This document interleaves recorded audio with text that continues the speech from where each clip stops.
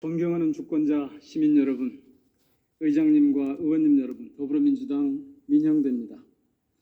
먼저 이 나라의 주권자 여러분께 윤석열 검찰 독재가 이토록 난동을 피우는 동안 제대로 제압하지 못한 데 대해 사과 말씀드립니다.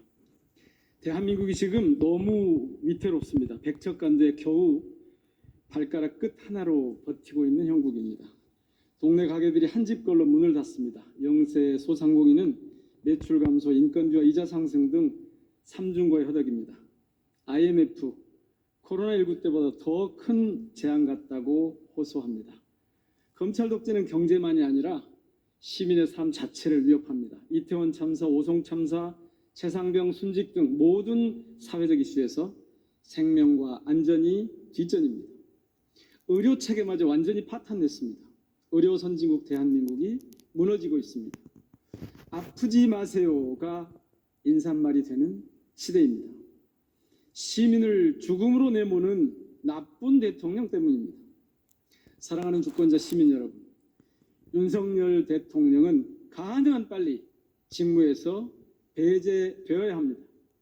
국정 전반을 후퇴시키는 파탄으로 내모는 마이너스의 손이 되었기 때문입니다. 지금 탄핵이나 직무배제 사유는 차고 넘칩니다. 헌법 유린과 대통령 부인의 국정농단, 무책임한 전쟁 책동 발언, 코스피 폭락 등 제가 뽑은 이유만 해도 22가지나 됩니다. 마음만 먹으면 100가지도 더 추려낼 수 있습니다. 특히 대통령의 거짓말은 도저히 용납할 수 없는 지경에 이르렀습니다. 정치 브로커와 국정농단을 공모한 자신의 육성마저 인정하지 않고 있습니다. 공천 개입과 산업단지 지정 의혹의 진실을 밝힐 여지가 눈꼽만큼도 없어 보입니다. 당치 않게도 이런 진실을 정치 선동이라고 생떼까지 부리고 있습니다. 2016년 10월 28일 박근혜 국정 지지율은 17%였습니다. 다음 날인 29일 청계광장에 3만 명이 모여서 박근혜 퇴진을 촉구합니다. 8년 뒤인 2024년 11월 8일 윤석열 대통령 지지율 또한 17%로 똑같습니다. 시민 30만 명이 촛불을 들고 명태균, 김건희 국정농단을 규탄했습니다. 단순 수치로도 시민의 분노는 그때보다 10배 이상입니다. 이미 심리적 탄핵 상태입니다. 정치적 식물 대통령 상태입니다. 친애하는 국민의힘 의원 여러분, 여러분의 애국심에 호소드립니다.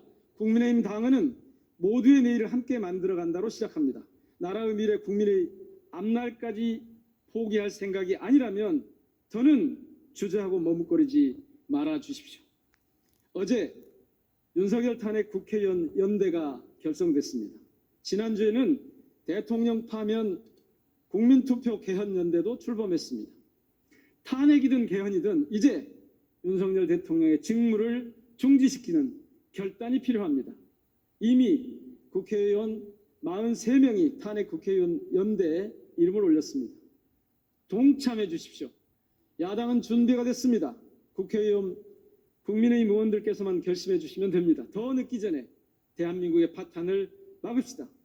작고하신 노회찬 의원님께서는 외계인이 침공하면 평소에는 싸우더라도 잠시 멈추고 인간들이 힘을 합쳐 외계인을 물리쳐야 한다는 요지의 말씀을 남겼습니다.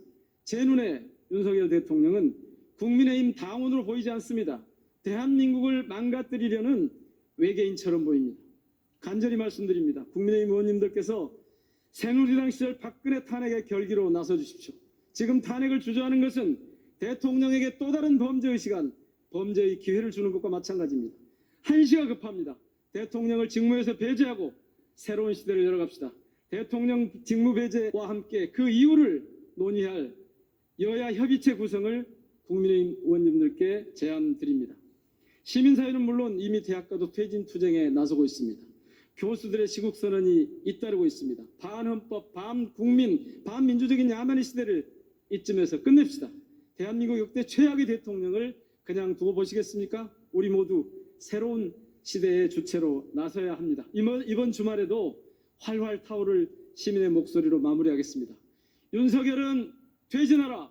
김건희를 특검하라. 국민의 명령이다.